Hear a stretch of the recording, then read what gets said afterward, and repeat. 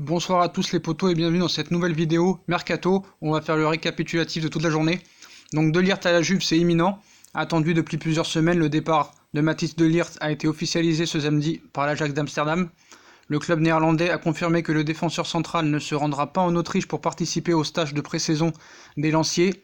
En attente d'un transfert, Matthijs De Ligt ne voyage pas avec le groupe, a indiqué le champion des Pays-Bas en titre sur Twitter. La Juve devrait officialiser son arrivée pour 70 millions d'euros dans les prochaines heures. Le Barça tente bien un échange Coutinho-Neymar, comme on vous l'a dit dans les précédentes vidéos. Donc Coutinho, pour moi, il a été très décevant cette saison. Donc dans un premier temps, rassuré par les dirigeants barcelonais et l'un de ses agents, comme je vous ai dit tout à l'heure, l'escroc Kia Joe Ramchien, je sais pas quoi, il a affirmé désormais que le club catalan cherche à le pousser vers la sortie, et plus particulièrement vers le Paris Saint-Germain. Ici, le président a été clair, il n'avait aucune intention de vendre le joueur à n'importe quel club. Avec ce discours, nous avons choisi de ne pas regarder le marché pour notre joueur.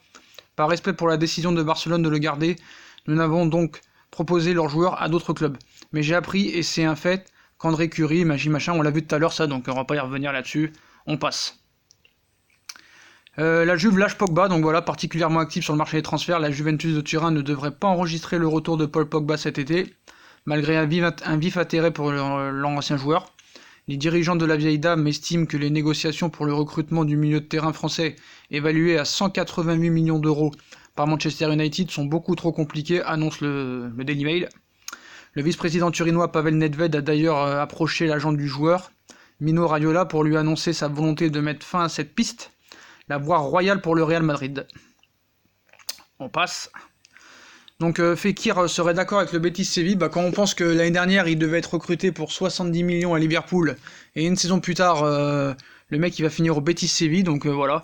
Donc non retenu par l'Olympique Lyonnais, Nabil Fekir a attiré l'attention du Betis Séville. On pouvait penser que le récent 10e de Liga ne correspondait pas aux ambitions du milieu offensif, et pourtant on annonce un accord entre les deux parties depuis plusieurs semaines. Donc le capitaine lyonnais aurait négocié un contrat de 5 ans assorti d'un salaire annuel de 7 millions d'euros, de quoi compenser l'absence de Coupe d'Europe la saison prochaine. Et il faut aussi noter que les deux clubs pourraient s'entendre sur un transfert à 30 millions d'euros, un montant raisonnable dans la mesure où Fekir, dont la cote a baissé ces derniers mois, n'a plus qu'un an de contrat. Si les discussions semblent bien avancées, la source précise que le Betis ne finalisera ce dossier qu'après le probable départ de Giovanni Lo Celso à Tottenham. Donc on devrait récupérer des liquidités du côté du Paris Saint-Germain. Et Monsieur Aulas aurait bien fait de vendre Fekir l'année dernière pour 70 millions d'euros à Liverpool. Là, il va perdre 40 millions, le pauvre. Mais bon, avec ce qu'il a vendu avec Ndombele et Fernand Mendy, il a quand même limité la casse, excusez-moi. Donc voilà pour Fekir. Avec l'agent de Pépé qui a parlé, que Pépé ne dirait pas non au PSG, comme on l'a dit hier, auteur d'une très belle saison, Nicolas Pépé s'apprête à quitter Lille, alors que le Bayern Munich, Liverpool, l'Inter Milan le surveillent de près. L'attaquant ivoirien est ouvert à une expérience au Paris Saint-Germain, donc son agent qui est ici a dit que Nicolas est ouvert à tout objectif. L'objectif est de le faire signer au bon endroit, le PSG est une possibilité, voilà, on l'avait dit déjà, vous dire que le 12 juillet il signera à Paris, je ne peux pas vous le garantir. Il demande 80 millions d'euros, ça me paraît énorme pour ce joueur, et ça va être dur de le vendre 80 millions, je ne sais pas quel pigeon va pouvoir mettre 80 millions sur Nicolas Pépé, donc affaire à suivre, mais ça risque d'être aussi le feuilleton de l'été niveau Ligue 1. Donc le défenseur central du Genoa, Christian Romero, est recruté par la Juve pour 26 millions d'euros, plus 5,3 millions de bonus, il a été prêté dans la foulée par son ancienne formation, donc il jouera encore avec le Genoa cette saison, et il partira avec la Juve la saison prochaine. Donc Donnarumma, donc pourquoi ça coince avec Donnarumma? Donc on sait que Donnarumma, excusez-moi, décidément, j'y arriverai pas. Donnarumma est pisté par le Paris Saint-Germain et c'est l'une des priorités au poste de gardien de but de Leonardo. Donc on sait que le Milan n'est pas vraiment vendeur, mais qu'il y a des problèmes avec le fair play financier. On sait que Donnarumma ne veut pas venir à Paris. Donc pourquoi ça coince réellement dans le dossier de Donnarumma? Le joueur a clairement indiqué que le départ n'était pas vraiment au programme, sauf que on nous apporte que la direction milanaise serait bien prête à écouter quand même les offres pour son joueur, surtout si elle leur permet de renflouer grandement les caisses. On sait que Paris avait formulé une proposition, donc le joueur précise que l'AC Milan a été déçu de voir que le pactage à 50 millions incluait Alphonse Areola. En clair, le portier français a été estimé à 30 millions d'euros, et donc ce n'est qu'un chèque de 20 millions qui viendrait garnir le compte en banque de Milan AC.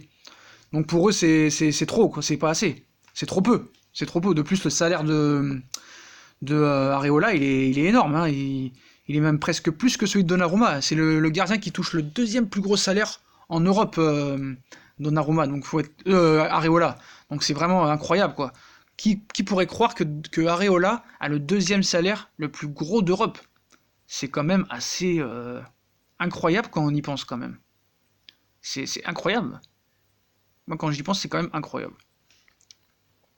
Donc, on va passer à Monsieur Pogba, non, on a déjà fait. Monsieur Griezmann, on en reviendra tout à l'heure. Je voulais parler de... Il n'est pas ici. Non, bah, c'était bon. Donc, c'était bien Monsieur Pogba, en fait, qui pourrait être capitaine l'année prochaine Il pourrait être capitaine avec Manchester United la saison prochaine. Donc, Solskjaer, en fait, l'a convaincu de rester apparemment. Et qui lui donnerait les pleins pouvoirs pour être capitaine de l'équipe. Donc le Real Madrid, 188 millions d'euros, ça va être compliqué quand même. Et Pogba ne serait pas contre cette idée encore de rester une année de plus à Manchester United. On sait que Manchester United n'a pas la Ligue des Champions l'année prochaine. Donc ça me paraît compliqué de voir un joueur tel que Pogba ne pas jouer la Ligue des Champions l'année prochaine. On sait qu'il y a une année aussi, l'année 2016-2017, Manchester United n'avait pas participé à la Ligue des Champions, mais par contre avait gagné l'Europa League, et je pense que Pogba quand même mérite mieux que l'Europa League. Donc je pense que le Real quand même a toutes ses chances. Donc le mercato est très très long, donc vraiment affaire à suivre, et ça va être aussi le feuilleton de l'été avec celui de Neymar et de Pepe. Donc dans l'affaire Griezmann, donc on sait que le Barcelone a bouclé le transfert d'Antoine Griezmann pour 120 millions d'euros, mais Atlético réclame 200 millions et menace de saisir la FIFA. Donc l'avocat du Français a réagi concernant l'attitude du club madrilène. Donc Griezmann est très déçu par l'attitude de l'Atlético. Donc l'avocat du Français a réagi et a dit que Antoine est évidemment très déçu par l'attitude de l'Atlético Madrid et de ses dirigeants qui font preuve d'une mauvaise foi assez hallucinante dans ce dossier et communiquent publiquement tout l'inverse de ce qu'ils lui ont dit en privé. Donc il prévient ensuite le président de l'Atlético Madrid, Enrique Cerezo, qui affirme avoir des preuves, qu'ils prennent leurs dispositions, nous en ferons de même s'il le faut, assure l'avocat, mais pour l'instant il n'y a qu'une seule chose qui compte, c'est le nouveau chapitre de sa carrière qu'il est en train d'ouvrir et qu'il a bien l'intention de célébrer ce week-end en découvrant sa nouvelle maison. Donc on sait qu'il a attendu normalement ce week-end ou en début de semaine pour sa présentation. Donc voilà, donc ce transfert maintenant est officiel. Donc on va voir la présentation. Moi je suis curieux de voir la présentation parce qu'on sait qu'avec le documentaire de l'année dernière où il a dit qu'il restait à l'Atlético Madrid, ça avait été très mal perçu. Donc va-t-il être sifflé? Donc on va rigoler à Barcelone l'année prochaine. Hein. On va se marrer quoi. Cet été le mercato vraiment c'est chaud quoi. C'est vraiment très chaud. On va passer au penalty gate. Lucas a parlé, Lucas l'ancien joueur du Paris Saint-Germain, du penalty gate entre Neymar et Cavani. Donc apparemment ils ont dit qu'ils sont pas meilleurs amis mais ils se respectent. Voilà. Donc il a dit que c'est arrivé à cause du stress d'un penalty. Neymar s'est fâché, mais ça arrive. Leur relation est bonne. Ils n'ont pas besoin d'être meilleurs amis, mais ils se respectent. C'est tout. Chacun de leur côté en silence. S'il y a des problèmes dans n'importe quelle équipe, dans une famille, ça arrive. Le lendemain, ils se sont excusés, se sont serrés dans les bras, et c'est tout. Donc voilà pour cette histoire. Donc on sait que Neymar, il supporte pas grand monde. Hein. Je sais même pas s'il se supporte lui-même. Donc voilà les potos. Voilà pour toutes ces infos mercato du jour. Donc on refait un petit bilan. Donc Pogba devrait rester à Manchester United à moins que le Real est prêt à payer les 188 millions d'euros. Donnarumma, le dossier reste en stand-by et il serait prêt à écouter une offre à 50 millions d'euros, mais c'est clairement pas la priorité au Paris Saint-Germain cette année, surtout à la recherche d'un milieu défensif et d'un défenseur central. Voilà, Romero signale à Juve, c'est officiel, mais il restera encore une année au Genoa. Pepe aimerait bien aller au Paris Saint-Germain, mais le Paris Saint-Germain apparemment c'est pas réciproque. Lille demanderait 80 millions, mais aucun club pour l'instant n'est dessus. Voilà, son agent l'a déclaré aussi. Voilà, pour Fekir, c'est direction Betis Séville. Donc Pogba sera capitaine la saison prochaine normalement s'il reste à Manchester. Coutinho, Neymar, on en a parlé, j'en ai marre. Voilà, c'est vraiment le cas de dire, j'en ai marre.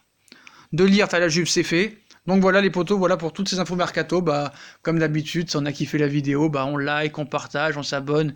Dites-moi un peu dans les commentaires qu'est-ce que vous pensez de cette journée mercato.